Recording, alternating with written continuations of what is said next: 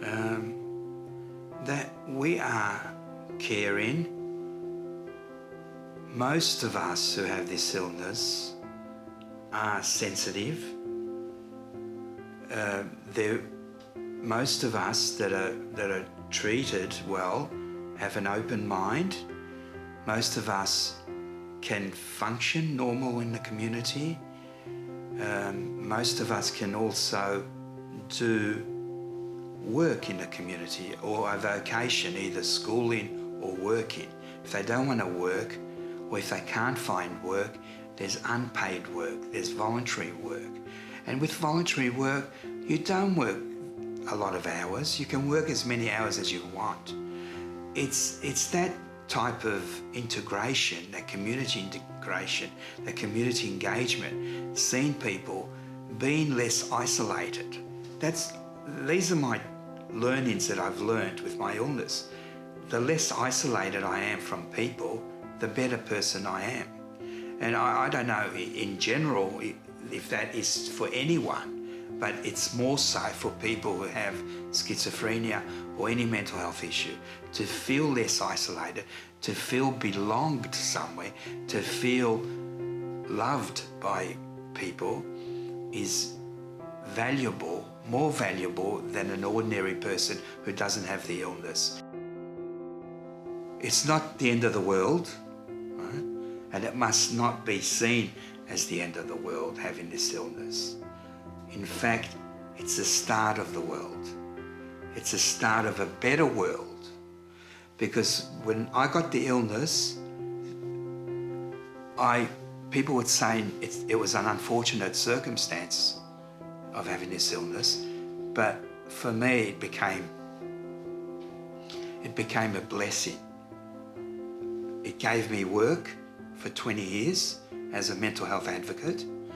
It helped me to help others and help in myself. It got me back to becoming a graduate of a university.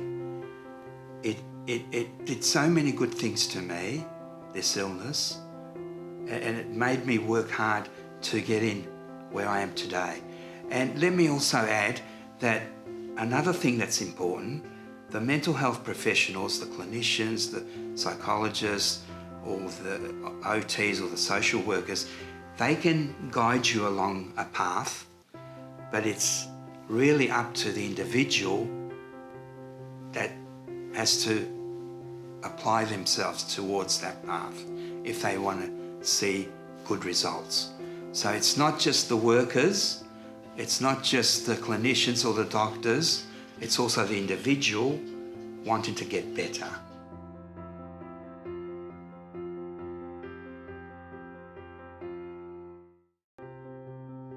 Well, this advice goes not just to the students, beyond the students as well. Early treatment is advisable. The earlier you get the treatment, the better the results will be in the long run. Okay? The earlier the treatment, people wait to crisis point before they get treatment. That's wrong. You shouldn't have to wait to crisis point.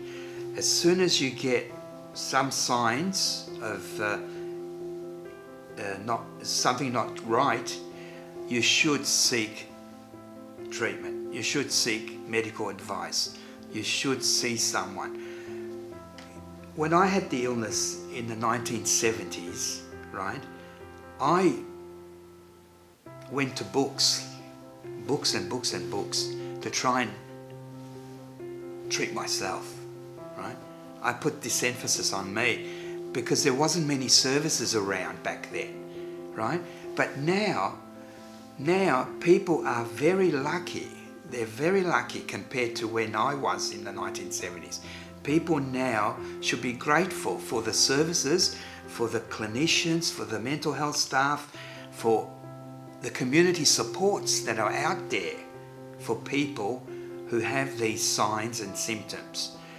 The earlier the treatment, the better the long run. The earlier it's managed, the symptoms are managed and treated, the better for that individual's lifespan. It will be better he'll have a better life if he gets the earlier the treatment. So my advice is that as soon as symptoms come, anxiety or whatever, seek treatment.